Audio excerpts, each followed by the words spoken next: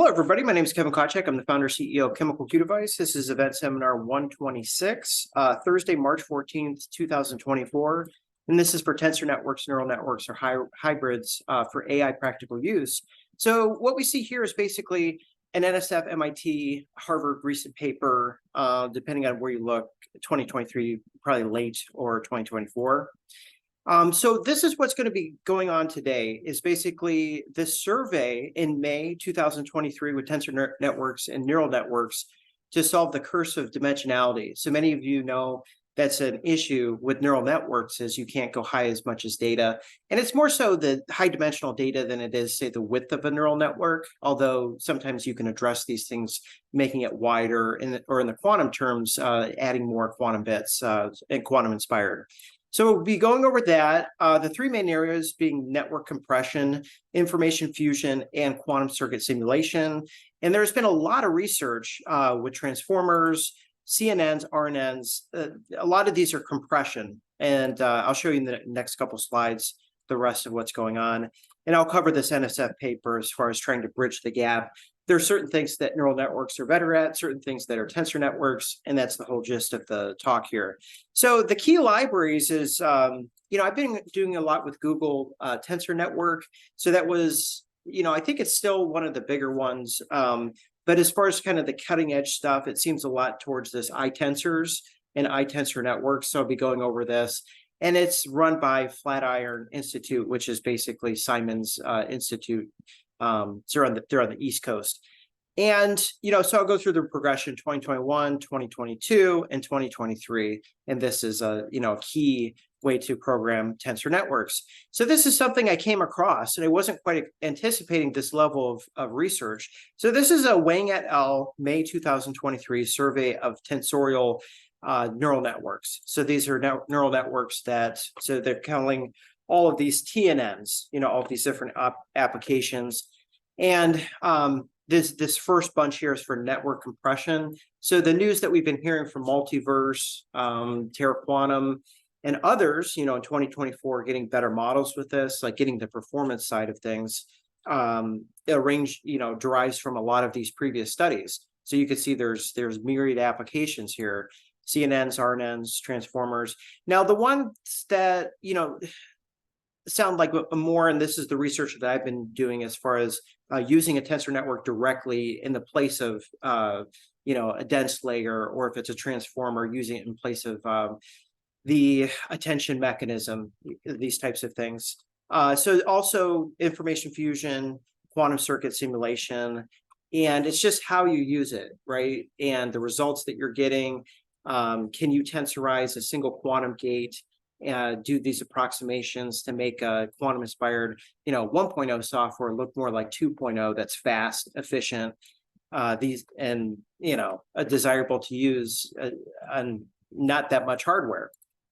So in the survey, it goes over this: is the curse of dimensionality is simple neural networks are difficult to apply and extremely large scale wave function simulation tasks. So a lot of this basically, crosses over into, quantum mechanics.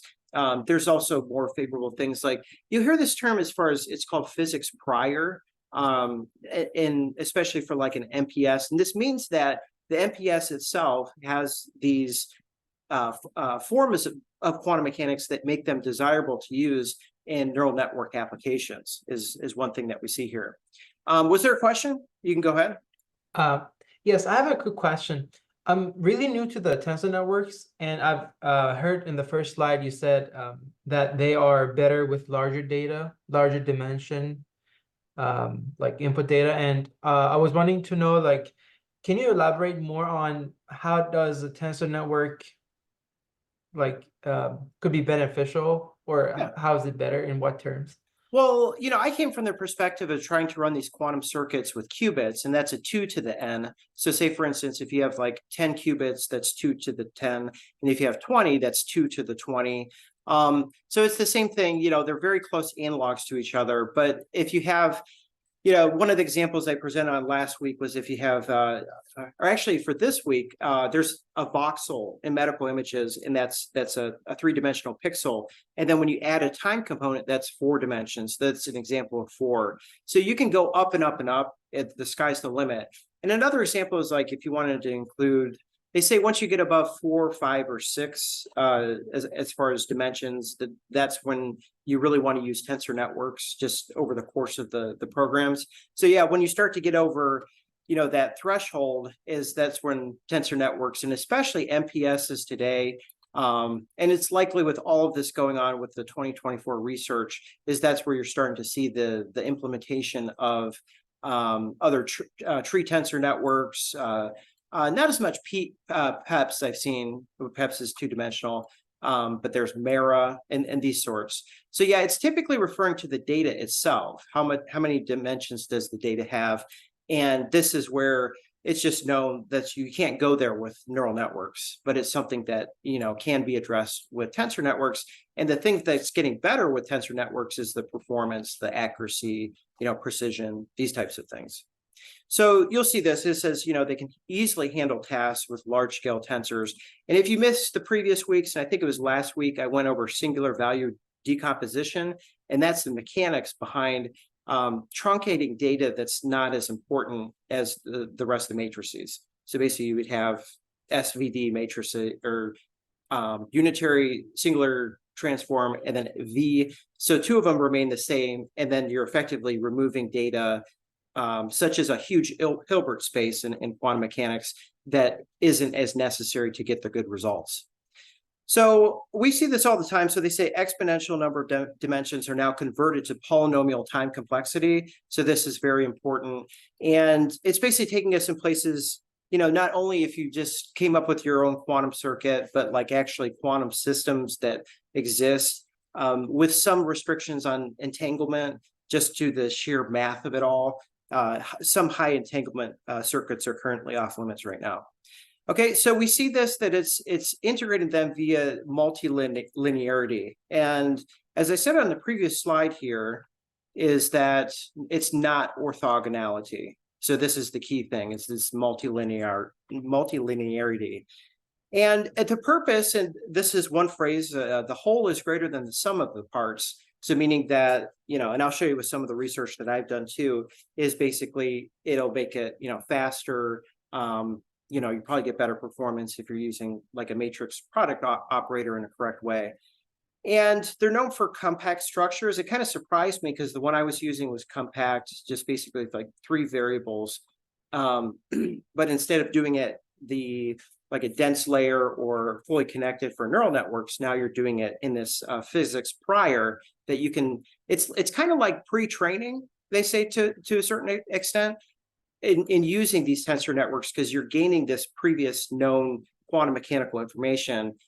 So for instance, in pre-training for data sets in neural networks, you're pre-training based on some other huge study before you even start to classify your own images.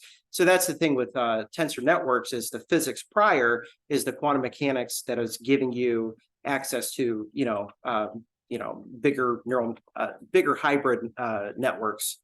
And they use this term a lot, like lightweight tensor networks. So I say a lot of this, doesn't appear to be complete rocket science as far as what you wind up using in hybrid neural networks. And again, you want things to be as efficient as possible. And that's the whole thing, is try to get better accuracy while you're, decreasing your runtimes. Okay, so these next couple here, so they say multimodal Tucker fusion. So here's another one. Can learn high-level interactions between textual representations and visual representations. Some of this is kind of like sounding like maybe like ChatGPT stuff. So when you see this in literature, you're going to see tensorized or tensorizable. They use tensorable, neural networks able to be incorporate some tensor network into it. And the thing with quantum circuits and tensor networks is they're like the input qubits and unitary gates in quantum circuits are tensors, and the gate connections are tensor contractions. Like, so if you have a 2-qubit gate, like a C0 or a CZ, those types of things. So yes, it's bringing in a lot of this, what's happening right now, and especially with Flatiron, they say, we just blew it out of the water, some other quantum computing paper that was thought to be able to stand for a while, that the software and actually the hardware is still developing too, as far as doing these that they're not so specific to, say, I need to just make this one model, but then you kind of have to start over from scratch for another one. So I'll get to that. It's basically trying to generalize tensor networks across the board, as we see in today's neural networks. So deep learning neural networks have high spatial and temporal complexity levels, but oftentimes you get these large weight redundancies, such as, you would use quantization. And I think it's Multiverse is saying they're using model space correlation with tensor networks as an alternative approach.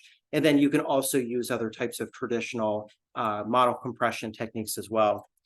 And another one is reconstruction of convolutional and fully connected layers. So you think how ubiquitous CNNs are now.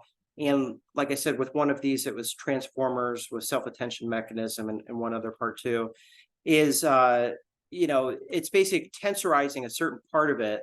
And like I said, a lot of times it's not a huge thing. It's more like getting to that point of knowing the correct tensor network to use. And like I said, you'll see a lot of matrix product operators or matrix product states at this point. And they're used primarily, in the quantum stuff as a bridge between neural networks and QNNs. So as opposed to, they say, the more general tensor network-based quantum circuits. And, with this paper, I believe what that means is maybe the quantum circuits themselves are, the individual gates are tensorized and that type of stuff. So it's a very interesting paper. And I would suggest reading this, especially as you get into tensor networks. And this is May 2023. So keep in mind, things move fast. I wouldn't say they're moving quite as fast as like neural networks, but it's one of those things that a lot of people want to use them with neural networks to optimize or to compress or to use as hybrids. So they say future, and this is key, future tensorial neural networks need optimization and implementation of tensor-friendly hardware. And apparently, maybe a TPU, most of, so NVIDIA's current GPUs have tensor cores, because it's very important to be able to do this type of processing. But apparently it can keep getting better. And this is May, so we'll see. As far as this is less than a year still. And it says also requires numerous permutation operations. So on paper, tensor networks are looking quite awesome. And then it just takes some of these extra steps, and we'll see as far as the development in 2024.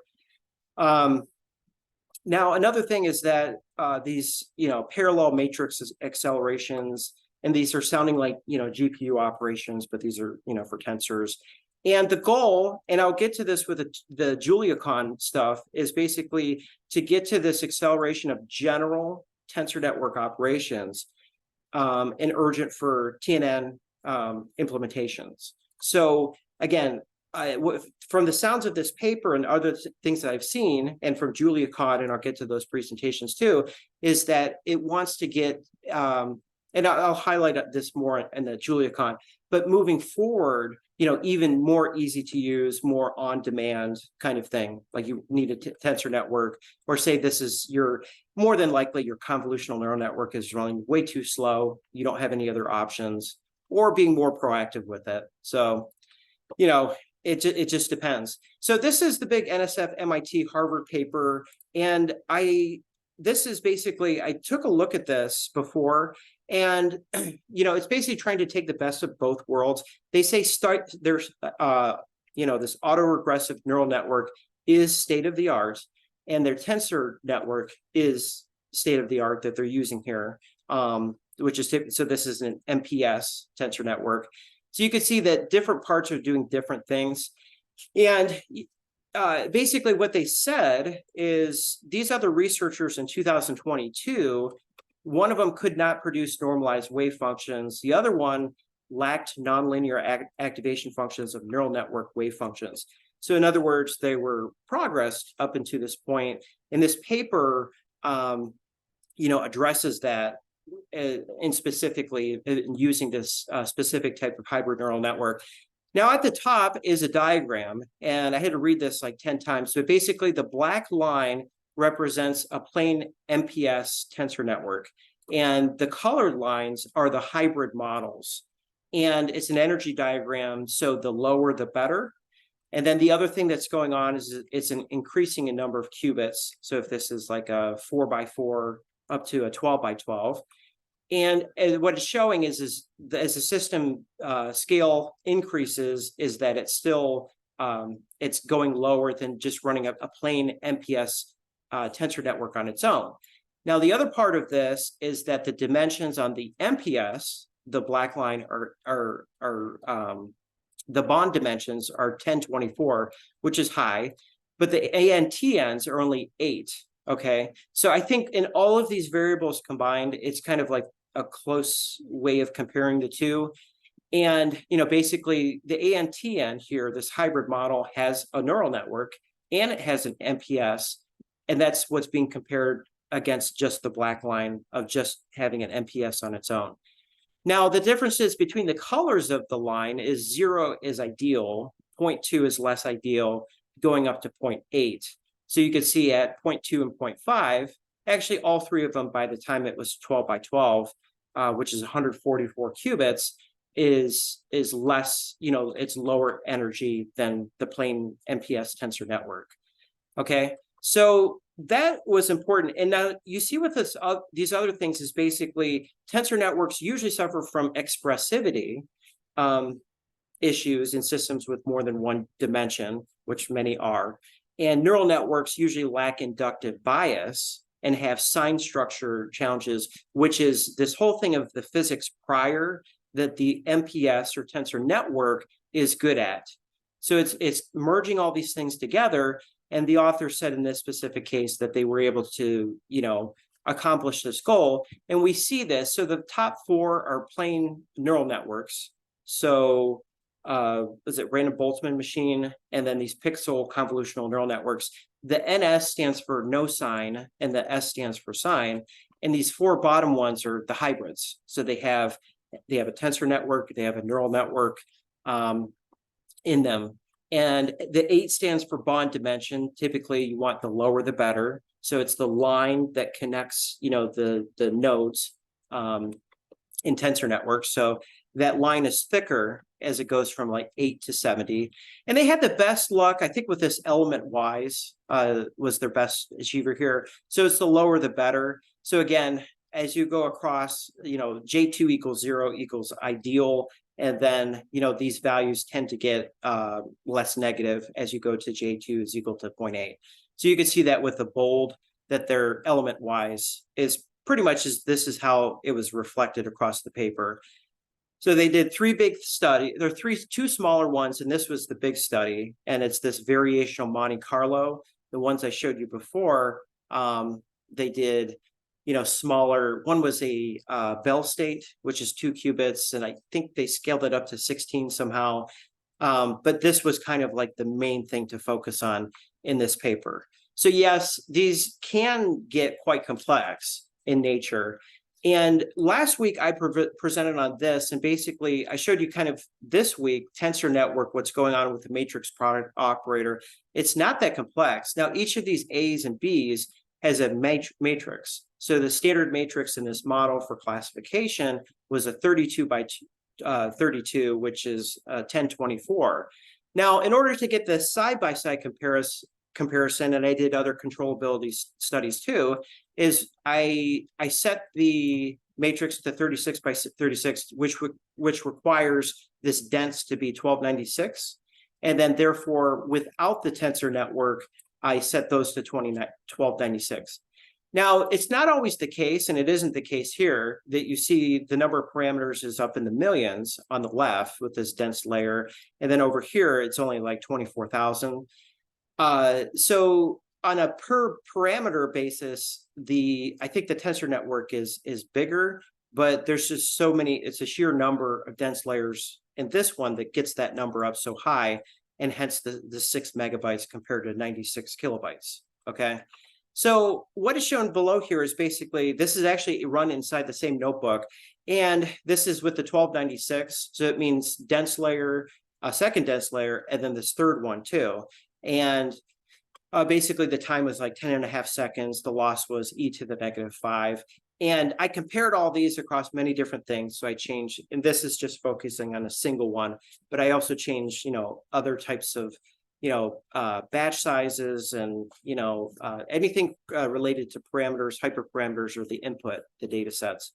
And then what's shown on the right side here is the 36 by 36 matrix. So that shows up in each of these. And I ran each of these, or I ran it 3 times. So you can see it was faster, and then the lower loss by approximately 2 orders of magnitude, or 100 times better loss in that specific case. Now, where all this is building up in quantum inspired is basically tensor networks. Everything's going up to tensor networks. There's other things you can do, and kind of like the question kind of maybe hinted at that before, but ultimately we're going to be running huge systems, either with big data, to solve big problems. And we don't have much use for like just doing small dimensions, because we could already do that with neural networks. Right, so variational quantum algorithms going up, they themselves are assisted by circuit partitioning. So this is, for instance, like you'll hear of circuit cutting, qubit reuse, mid-circuit measurement. And the thing that'll be interesting is dequantized algorithms, because this is the one that kind of put quantum machine learning for quantum hardware pretty much out of business. And then I did this with 18 references myself to back it up too. So everything's looking quantum inspired. And it'll be interesting, because if we can use these, so you start with a quantum algorithm, and then you sketch it down to a classical or a dequantized algorithm. And if you can keep that speed up, could you use that for other parts of tensor networks, other parts of just traditional machine learning, or other parts of variational quantum algorithms? So you see everything kind of going out from dequantized algorithms in that specific case. Now, are there any questions at this point? And we'll get into the JuliaCon. So if you don't know Julia, it's another language. And these have been going on for some time. Now, this specific one was 2021. And they say, what is itensor? Now, the thing is I think it's technically itensors.jl.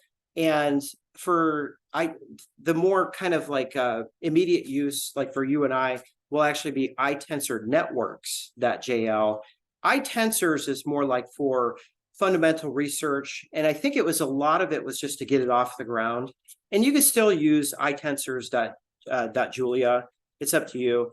But anyway, it's been progressing at a pretty good rate. So you see these over 400 published articles, going back to, so these many years used so by 2021, that was.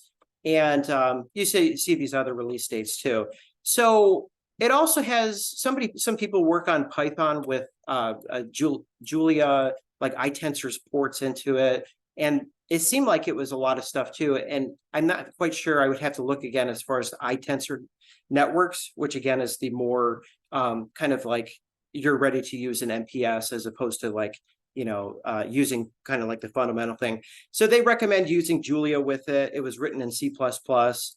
And, so this is 2021. So it has the features of other, like the PyTorches. Now, I believe what had happened is they needed to use Julia for complex numbers. I think what it was, because Julia started before this. And say before 2020, I don't think PyTorch could do complex numbers. So I think they just kept going with Julia. And I think there's a couple other reasons maybe to use the Julia instead of, Python. And if you're using Colab, I bootstrapped Julia into Colab, so I can run Julia code inside my Google browser, And right now it's a little slow. I'm not quite sure. I'm still working on it. But this slide shows, automatic differentiation, which is a big key. And you'll also see, so infinite tensor networks. And again, this is going back to 2021. So I'm not quite sure as far as how many of these, specific libraries are actively involved. And like again, I'll get to the itensor networks, which is the one that most people will be, if you're working with neural networks, that's what you'll probably be using, is itensornetworks.julia.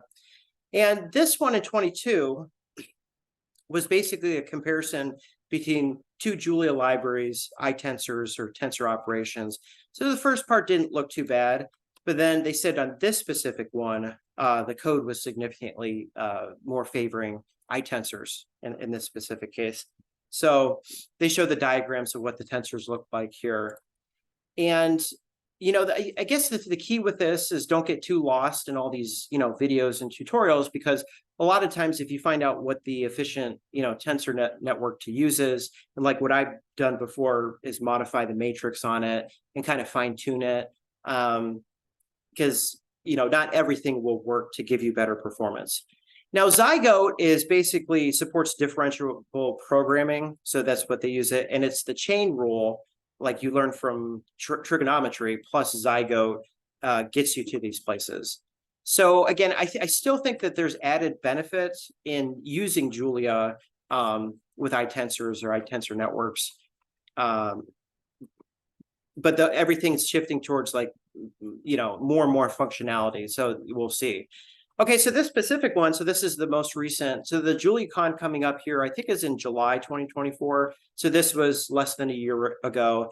And basically what it is you have these three libraries, nd tensors.jl, which you're not going to be likely using, and itensors.jl, which is, I said, like the most like fundamental, and then itensor networks.jl, and they said, you know, this is where most people are going to be working at.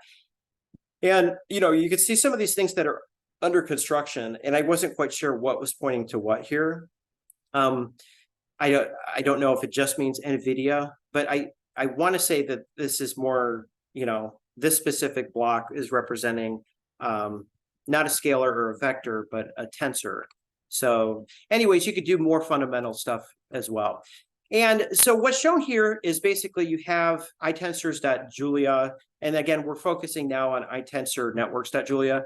And this MPS here is the one that you can do tensor network solvers. So that meaning that using these in more general ways, as opposed to tree tensor networks and these others, you know, this is PEPS, and then this is some other tensor network that currently MPS has the best algorithms. And the only problem is it's one dimensional, and sometimes you can't get it down to that specific MPS that still has high performance. You know, a lot of times you can, but it's just the things that you have to approximate to get down there. So you see with these other ones, you know, tree tensors, these are in papers too, but it doesn't mean that you can't use them. It's just the solvers, you know, like say all this, you know, calculus going on over here is basically there's a general way of using the tensor network here, as opposed to kind of doing each one separately. Okay. So then we see this here. So the tensor network solvers that were in 2023, at least, are primarily based on MPS or matrix product states. And then, you know, still under construction for, you know, differential equations and some of these, you know, fermions and some of these, and but for impurity solvers. So if you worked on quantum hardware, you would use something like that. Now, for this next case here, distributed tensor networks and quantum computing, as I said before, quantum computing and all this, like the buzz over it and the millions of dollars and the big show, is basically now everything just didn't work, especially for AI and machine learning. I speak in specifically, and again, I proved this like 18 times, that all of this is now going back into classical hardware. But a lot of these circuits and you know, quantum algorithms, they were dreamed up of potentially using them on a quantum computer. And, you know, based on all the research I've done and even, you know, cost availability beyond, many of the algorithms have now been dequantized, as I showed you before, as like how many algorithms will be left by the time there would be a quantum computer anyway. So that's where I see the shift. Now you can use it for quantum hardware, and that's the other parts. But I think the killer application, and especially with the pace of AI and how fast AI is moving right now, will be for high dimensional data. And then if you're using an, you know, if you want to use quantum circuits with that, or if you're using it as a hybrid, you know, tensor network, neural network, to do it that way. And then, so this last one is basically, so I'm already on the itensor discourse group. I would suggest going on there if you'll be coding on there. You just have to like some posts and, you know, be actively involved, that type of stuff.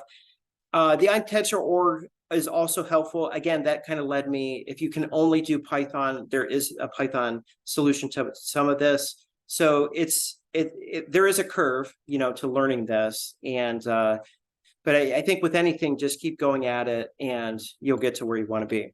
So where does all this sum up to be is basically tensor networks are an established way to compress neural networks or form new hybrid neural networks.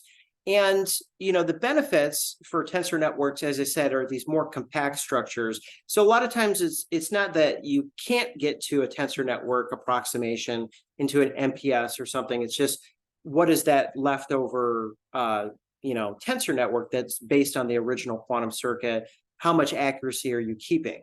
So in other words, how many approximations, or maybe even how many incorrect approximations did you make to get to this incorrect or this low accuracy decision?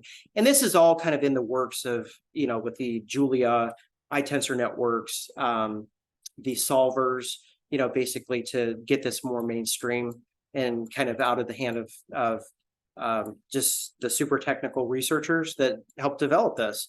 So, basically they have their abilities to approximate original weights with much fewer parameters.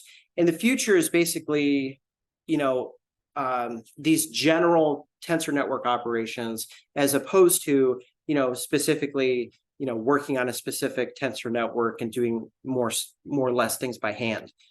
And they need optimization and implementation of tensor-friendly hardware. So again, I don't know exactly if that's, because TPUs, I thought it was a plug kind of thing, like this works 100%. But you have to keep in mind that still the bulk of the innovation is still with neural networks.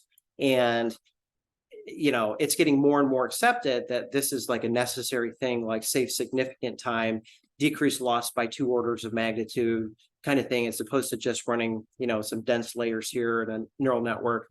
And now you're running, some tensor network layer here. And, we saw this with NSF, MIT, and Harvard's tensor network neural network hybrid to get the best of both worlds benefit. And when we're talking about these types of things in these kind of like, big terms, it's seeming, I mean, these are big organizations too, and it's reflected in some of the, last year's literature with the survey that was the first thing I covered. And controllability studies. So controllability is basically if you're changing the number of parameters, up or down, if you're changing the hyperparameters, these could be like learning rates or batch sizes or epochs. How does that affect the models? And like I said, I did that with this, and let's see, there was 30 total kind of wins, and 23 of them went to the hybrid. And even throughout the runs, just the standard neural network from epoch to epoch would fluctuate more. And my end, epoch was, typically always better with the tensor network, outside a couple of circumstances of running too many tensor networks just to keep an eye on. But that's all up on GitHub. Now, the JuliaCon seminars are basically, they're a good way of going through and seeing the progress with this. And I think, especially with the 2023, that's a lot of, inspiration right there that they're working on these solvers. And again, you can get to these tree tensor networks and PEPs and Mera, you see, but, it's doing it in a more general way that's easier to use, akin to maybe PyTorch, neural networks or TensorFlow neural networks, or the tools that have been built up for that too. And then we have the added benefit of not only doing things more quantumly, but the physics prior doing things differently to take care of the sign rule, inductive bias, these types of things in a tensor network way. So again, we'll see. So because the papers keep getting better, and I started researching these 2024s, and then I found this 2023, and then, it's a good thing to see these, big reviews. So this is kind of like review after review with quantum inspired, and now tensor networks for me. And, you see some inherent benefits in itensors versus some other Julia libraries. And basically, these tensor networks beyond MPS utilization for more applications are also under development. And go ahead, get onto the itensor discourse group, start reading articles, and or start. They're more or less, like help, like this is an issue with my whatever. How did this fix it? Or you could search for previous, fixes, that type of stuff too. Are there any questions at this point? I have a quick question. So you kind of emphasized really on Julia for tensor network implementation, but like, do you think that Julia would be the dominant language for this? It's too early to tell for me. I mean, there's, like I said, from what I've seen in the limited papers that I've seen, and what is on YouTube, and I don't have a firm conclusion, but it looks really good because all of these things are like advanced in nature that they're addressing that I haven't seen, any other library address. Because like the Google Tensor Network that came out, I think it was four years ago, they really haven't done too much with it. And, there are other ones too. So there's, those are worth checking out too. Because I mean, like as far as hybrid models, so does Julia have a lot of libraries or packages that support the classical neural networks? Yeah, I mean, that's a good point because, if you were to look at this NSF paper, the MIT Harvard, I go to click on that repository and they don't have the code up yet. So they didn't mention if it was Julia or some of the other ones. But yeah, that's something you have to look at too, is basically how many other neural networks, for Julia. And like I said, if you're strapped to just using Python, there's Python ports of many of these developments too. Yeah, that makes sense. Yeah, so I think for the longest time, it was probably one of the few, if the only option, because of the complex numbers, some of the more advanced, quantum mechanics, and, you could search for, or go into itensors, for instance, and say like, what is the main benefit to this, in 2024. So we'll see, but you have to pick some to develop. You can't, just sit there and then you learn over the course of time, I want to stick with this, I want to change. And at that same time, you're learning about tensor networks. So Okay, that makes sense. any other questions? Any questions regarding any of the slides?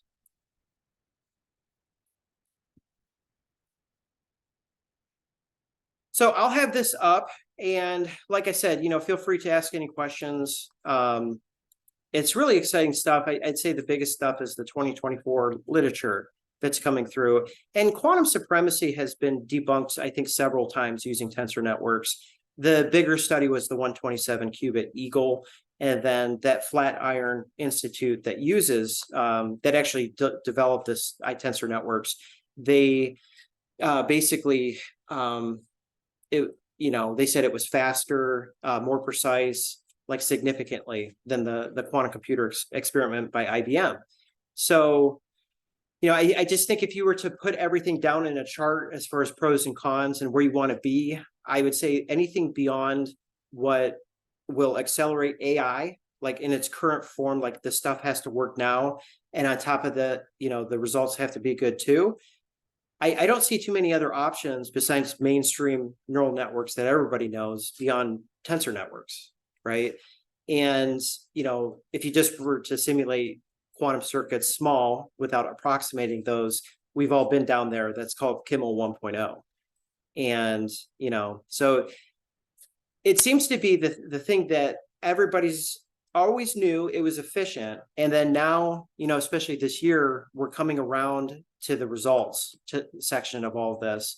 And, multiverse in specific, they said their compressor. So for instance, that very second slide that I showed you, of using tensor networks to compress certain aspects. And they use a matrix product operator, by the way, that, more explainable, more controllable, 20 or 30% of its original size. And I think in specific, the things that'll, really put tensor networks over the top may not be the accuracy or the loss, but they're less black box, like significantly less black box than a neural network. But a lot of times you need a certain aspect of a number of layers of neural networks in combination with tensor networks to complete that task.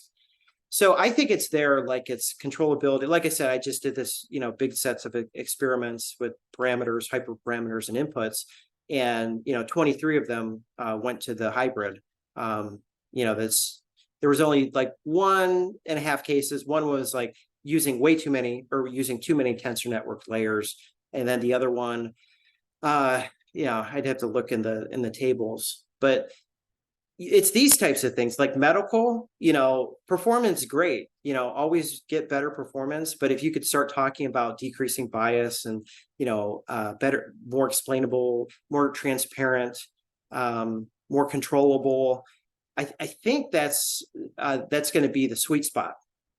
And I've already seen other papers kind of compressing LLMs like Multiverse did with some good numbers. But the difference between that two will be, this physics prior that I've been talking about, in specific that, more explainable, that's the core essence of it. So, I mean, that's how I'm going to market it, is basically, if you do have both, so you're using tensor network and neural network, you still may have that black box element, carrying into the hybrid network. So that's a thing to consider, but there's a bunch of different possibilities and you kind of have to narrow them down.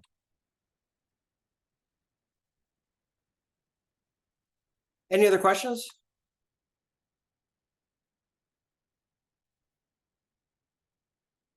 So yeah, I would, as far as reading goes, the best, most dense reading at this point, if you're just getting started, and that's what the sounds of this is the reviews. So for quantum inspired machine learning, they do detail tensor networks really well, or I'd say quite well. And then the tensor networks, the survey in specific, it goes into good depth with quantum too, which was my perspective getting into this. So, I'll have both of those links up. It's a good place to start to read through and to research those papers. And like with anything, there'll come out, super winners, and there'll come out, things that just don't get further developed. And if people want LLMs on your phone and to do it more controllably and explainably, that's probably a top, right? Or if my CNN is just way too slow, or my transformer, and you want to address it with a tensor network and get better accuracy, that's good too. So, there's two things. It's like new utility, which would be, a tensor network now help to get this more explainably on a small device. And then, performance improvements. And with that too, explainability, controllability, these key things, the physics prior. So the physics prior is basically, you have a matrix product state, and this is like an ideal, case to wind up with in a tensor network. And it's like pre-training a model by using the MPS, because it already has hard baked into it quantum mechanics.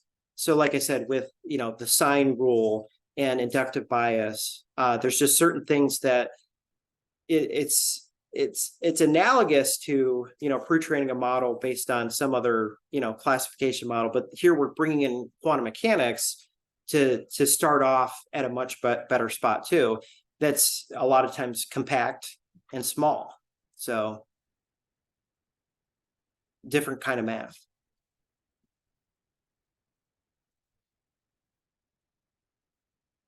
And any other questions, so feel free to put it in the chat as well. So like I said, I'll have these slides up and then I'll be off, coding. It just feels like that, as far as like this is going to be a big thing. And, keep an eye out for literature as new papers come up. You could search for in Google search alerts for tensor network. I would do it in quotes. So anytime you search for tensor network, especially at this point, you want to put it in quotes, because you'll wind up with neural networks and tensors, but not tensor networks. Like, it's not good at distinguishing those. And like I said, I think there's, quite enough that's been done as far as this stuff works now. And now everything's like, this stuff works now, and it works a lot better, and it's more explainable, and it's more controllable. And it's, it has analogs to existing medical AI algorithms. So yeah, the ones that definitely the model compression. But what happens is that these layers. So if you have like a layer in like a transformer self-attention module, that's just how a transformer neural network works. Is now you're tensorizing that, or if you have and I've done this like fully connected layers. Now you completely replace that with some other tensor network layer that inside of it has a tensor network that you contract. And you saw on the one slide that it was small. You just saw A connected to B and, also connected to X. So, it ran faster, two orders better magnitude, replacing, that middle dense layer, but it still had, the terminal ones to function. Oh, by the way, the NSF MIT paper, this was done in more of a neural network fashion. So it had an atom optimizer and so it sounded like some pretty modest hardware specs to it. So it didn't sound too bad. And, they did post some times with it. All of the NPS, like the plain tensor networks, they just ran on some CPU, like a better one, maybe like 20 cores, something like that. And then the other ones, they either ran on a V100 GPU or A100 GPU, meaning the neural networks or the hybrid, tensor network neural networks. And it looked better. I think it could still get a lot better. But the win right there was basically, as I showed you before in 2022, that two sets of researchers just weren't able to get all the functional parts of the hybrid network. So, it's kind of up to you if you like to track research. I would definitely be tracking this because, like, okay, so it works. And then B, it works better. And then C, it's kind of like disproven other technologies. And then, what are the limitations we saw, especially in that 2023, itensors or the JuliaCon, that there's a lot of effort going into this. So, but yeah, that's a good thing. Good questions brought up as far as compatibility with neural networks. And I think the biggest thing is the active development. They said they recommend Julia over C++, as most people don't code directly in C++, but they, to move going into the future, this is something that's usable. It's it has several different libraries, and like I said, as far as all the papers I've read, this seems to be the most robust, and I think is more and more details will come out with this as well. Okay, thank you. Yeah, any other questions? And feel free, and happy Pi Day, by the way, 3.14. But feel free to put anything into the chat, and as far as questions, those types of things. I do have some additional resources, and let's see here.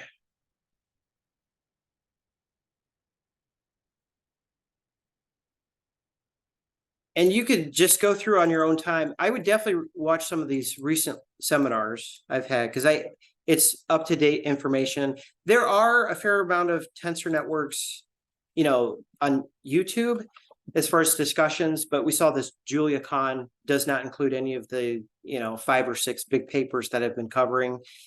And yeah, the past 2-3 weeks on YouTube, this past, the past tensor network one the week before was like almost twice as much as any of my other videos. Like, is people are really interested in tensor networks.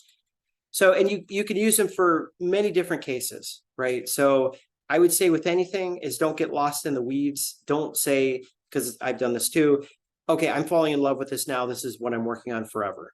And it's important to have focus, like you're focusing on that specific thing. But if you keep getting signs like, oh, all the innovations in compressing this, or all the information, or all the innovations and, modifying this layer and transformers, because transformers are taking over CNNs, you have to be aware of these things. You just can't just pick one like based on intuition. I would say you have a low chance of success to do that. Like you really have to be, flexible and back it up, with financials, what's the CAGR, what's the compound annual growth rate for this, and where did it come from? I showed you a lot of that. I showed you the more recent papers, like the higher performing ones. And there was a question in the chat here from Sripad, and have tensor networks been tested in image recognition, natural language, NLP, reinforcement learning, in contrast to neural networks? So as far as the task at hand, like the one I showed today, this the MIT NSF, they said that the Monte Carlo, that specific problem, the J1 to J2, and then measuring that energy, that was a complex problem. And other ones that we've seen this year, we saw the 127 qubit IBM circuit get tensor network for that using Julia, using these libraries. And it just, like I said, it's just like they can scale it to infinite number of qubits now. Like the math, it's not prohibited by the math, right? It can scale, into the future kind of thing. So we saw that one. And, there's even quantum hardware manufacturers, they're doing quantum inspired stuff to negate other hardware companies. So this is a 2023 neutral atom, and they took this 48 qubit, just quantum inspired, but they like compressed the CNOT gates. So this would count as a, like a circuit modification, that type of thing. And they ran it 100 times faster. And if it ran on a quantum computer 0.3 seconds, it took 3 days to do error correction. So it just completely blew it out of the water. And then they doubled the scale, running on, virtual CPUs, like 225 gigs of RAM. And then from the original, they times it by 4. So 192 qubits, state vector simulation. I don't think any tensor networks. So you're going to get those limits, there. But everybody said you couldn't go past 50 qubits for state vector simulation. So there's all this cool and interesting stuff. Now, I reviewed a paper last year, for image classification. It was a BMW and I think Max Planck paper last year. And that specific one, they went through everything and they did not get the great result that they were hoping for. And as I kind of alluded to in some of these is NLP, reinforcement learning.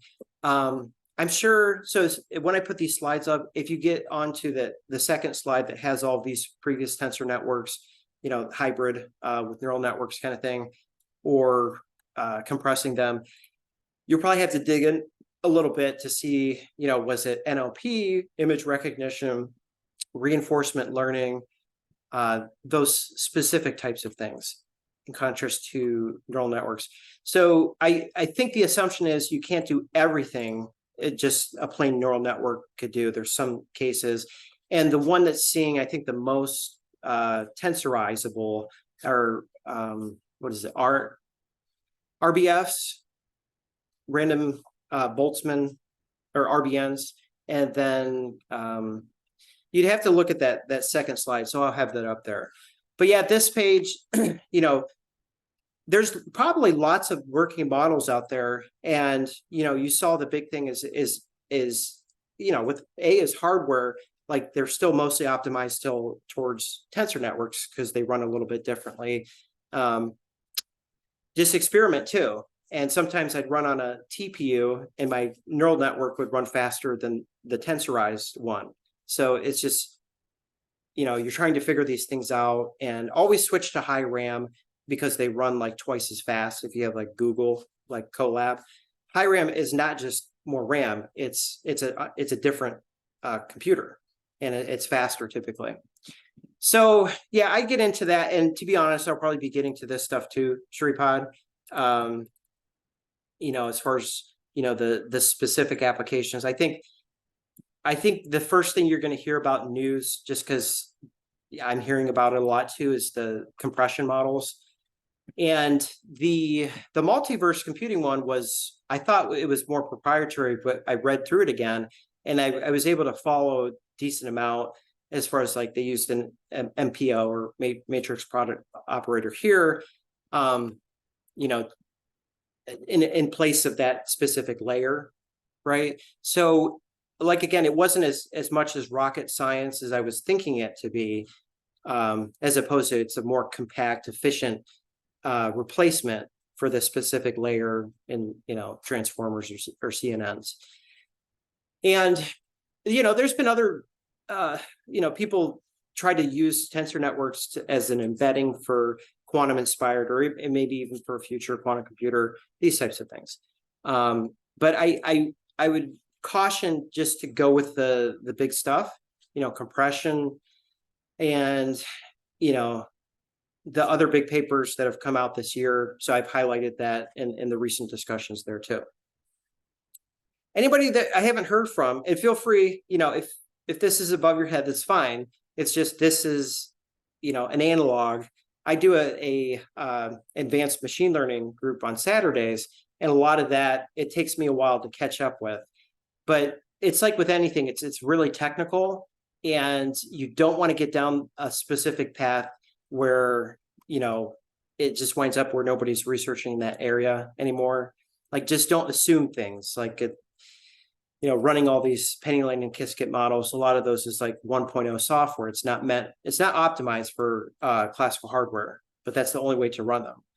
So awesome. Any other last questions or comments here? So yeah, you know, so I'll have this up, and, you know, that's the way it's looking like. You know, a lot of this, who knows in 5 years if there'll still be kind of this distinguishing feature between this physics prior, you know, what quantum, you know, are you bringing into this model, like is being transferred in kind of at a very low cost. And, you know, is it all going to blend together?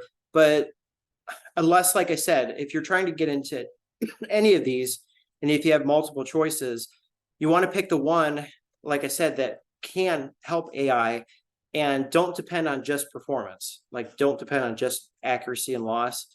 It's going to have to be some of these other innate abilities with, you know, physics priors, and, you know, in specific, you know, this is an inductive bias that we could do now better and address spins, and a lot of it will be like complex systems, complex quantum systems too, because they've been hoping to get this to work.